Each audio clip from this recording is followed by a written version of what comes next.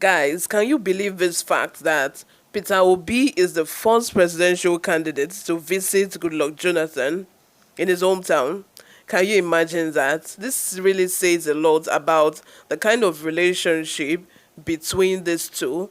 Some few days or weeks ago, Peter Obi's fans were really happy when both Peter Obi and Goodluck Jonathan met at this pastor's Paul Enoche's daughter's wedding in Abuja, and the kind of glow on their faces, smile that was on both of them's faces says a lot, and people interpreted that to mean that they are cordial and their relationship is strong and solid. And even when Good Luck mounted the podium and introduced Peter Obi, people were like, wow, this is so sweet. And people had a lot to say. Before I go into the details and the nitty gritty of this visit of Peter Obi to Jonathan, if you haven't subscribed to this channel, like, why are you not subscribed? You've watched until this point and you're not yet subscribed. Wow, I know you're enjoying it, so just subscribe. Why not just subscribe? Subscribe, guys. If you're already subscribed, thank you very much for subscribing. You're welcome to the community. I appreciate you all.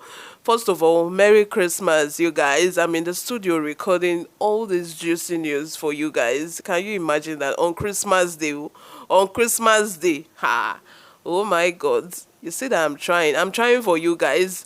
So please, if you really want to appreciate the kind of work we put into this channel, just you see the button that says thanks. Just after the thumbs up share button, you see thanks. Just click on it and then you see the different options available. It's just chicken money. It's just chicken money. Just send my own chicken to me in the studio here. You guys know. Having said that, turn on the post notification bell so that you'll be the first person to get notified whenever we upload a new video. Leave your comments in the comment section as well. I respond to all my comment section, and that is the hottest place on this channel. If you don't know, let me just tell you now. So drop your comments. Without further ado, let's delve right into the details of today's news. Former President Goodluck Jonathan has applauded the standard bearer of the Labour Party, Peter Obi, who is said was the first presidential candidate to lead a delegation to visit him. The courtesy visit to Jonathan's home in Yenagoa took place before Obi's rally in Bayelsa State on Friday. While commending Obi for his cultured public utterances, the ex-president urged him to make a unity of Nigeria his priority if elected as president. I so love the fact that Jonathan mentioned that Obi has been cultured throughout, all this rally and everything, unlike the other political parties that makes it a point of duty to always attack the other political party instead of just facing their own problems head on. Like, these people feel that politics of antagonizing the other political party makes them look good, but it doesn't. It doesn't at all. Like, it's just when you attack the other political parties, it's just like you don't know what else to say. You don't have better things in store. Like, you have less agenda anyway for the Nigerian people, because if you do have a lot to offer the Nigerians, you are going to talk about what you have for them, and not concern yourself with what other political parties are doing, whether they are doing it right, whether they are not. Just face your work, mind your business. Then he went further to say, I want to thank you that you are the first presidential candidate to pay a courtesy visit to me. I want to use this opportunity to encourage you in what you are doing. I have been listening to comments from political leadership, and sometimes our supporters do more damage on our behalf. And I must commend you because your utterances so far have not shown any division. Just keep doing what is right. If you win, you will be a president for the whole nation. You won't be a president for any group of people. Very right, very correct. For Nigeria to move forward, we need unity. There were predictions in the late 50s and early 60s that Nigeria and some other countries will be at par, and we normally ask questions. We normally ask ourselves, why are we where we are now?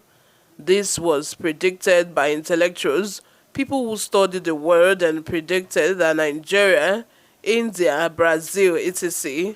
But all those countries left us, but we are still where we are. We Nigerians must ask ourselves one question: why are we not able to move with others? In terms of tribal and religious sentiments, they are always in every nation, but the degree we have in Nigeria is very debilitating. It is what is pushing us backwards. We have a country that we do not believe we belong to the country. Most of our leaders would say Nigeria is not a nation. We have different nationalities and geographical expressions, but we believe that young people, especially if we must move forward, must put those sentiments aside. Every nation, every country has their own history. A Nigerian must see himself as a Nigerian. We must see ourselves as one.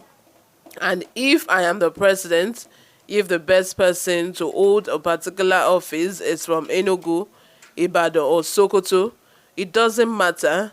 And until we get to that point as a nation, we cannot move anywhere.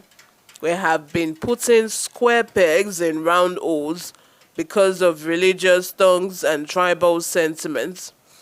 If by divine providence you win the election, your first responsibility is to unite Nigeria.